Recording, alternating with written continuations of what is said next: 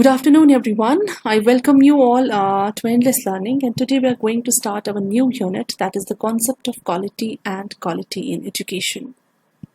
You may have heard that quality is always affected by various factors and insufficient focus on quality. And the learning contributed to global learning crisis. And quality in education, it's associated, we can say it's associated with the indicators that help in development of the opportunities. Now, first I'll tell you the concept of the quality, what the quality means. Quality is a much debated term nowadays, and to some, it's like beauty that lies in the eye of beholder, we can say. So those who believe in this, we call them as a relativists, and whereas those who believe in the quality, they can be a specific attribute that can be identified, and we call them as an objectivist.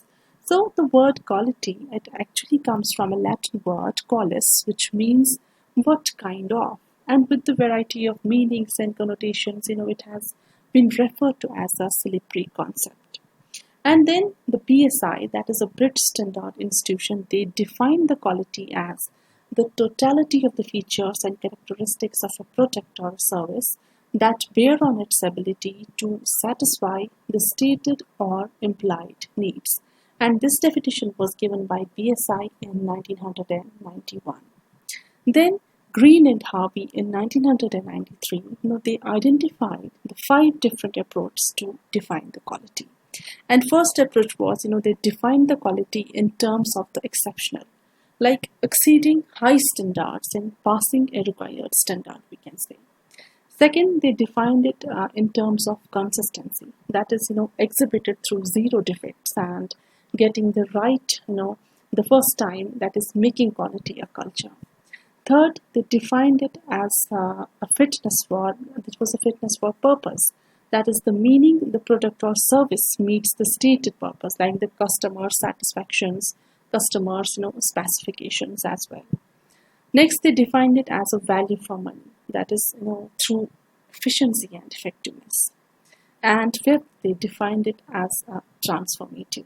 That's in terms of a qualitative change. So quality has, a few central ideas around which the world, whole concept revolves. That is quality as absolute, quality as relative, quality as a process, we can say, and quality as a culture. So this was the concept of the quality. Now I'll just explain you the quality in education. What does the quality in education mean? High quality education is a prerequisite. As you all know, that is for learning and human development. So it's very necessary for learning and human development. And quality is affected by factors, we can say, that's both from inside and outside the classroom. So everything from the availability of a teacher, or we can say the teaching aids to the child's starting point when it comes to mother tongue language or general health.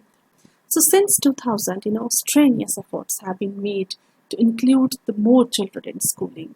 And this was the year the UN Millennium Development Goals and 6 Education for All goals were adopted. But unfortunately, the quality in education in schools was not given equally a high priority.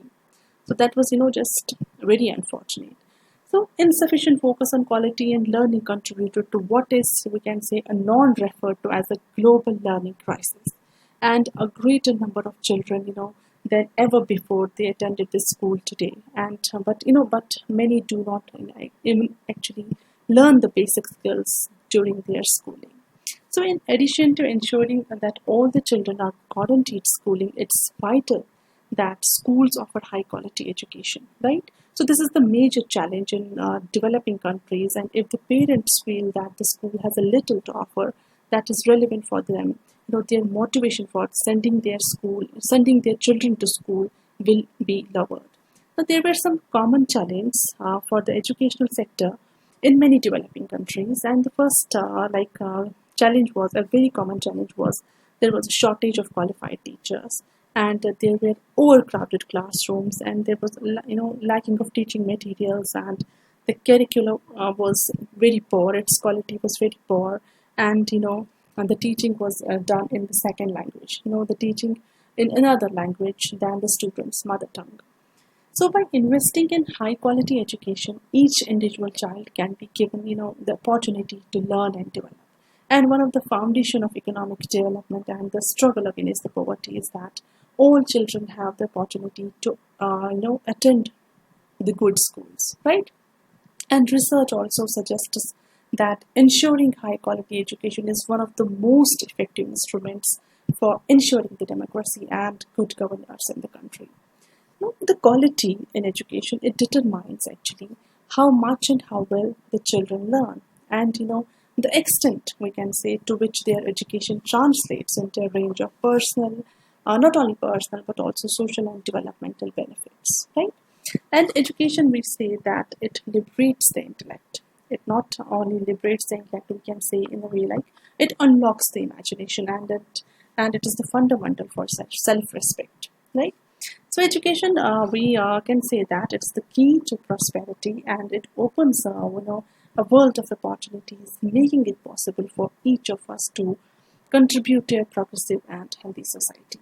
So learning benefits every human being, and that's why it should be available for all.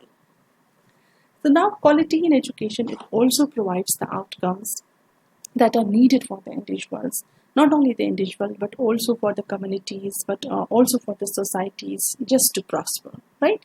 So it we can say that it allows the schools to align and integrate fully with their communities, and access a range of services across sectors that are designed to support the educational development of their students. So equality in education is actually supported by the three key pillars, and that are like, the first is ensuring access to quality teachers. That's very important. Second, providing use of quality learning tools, and third, professional development and the establishment of safe and supportive quality learning environment.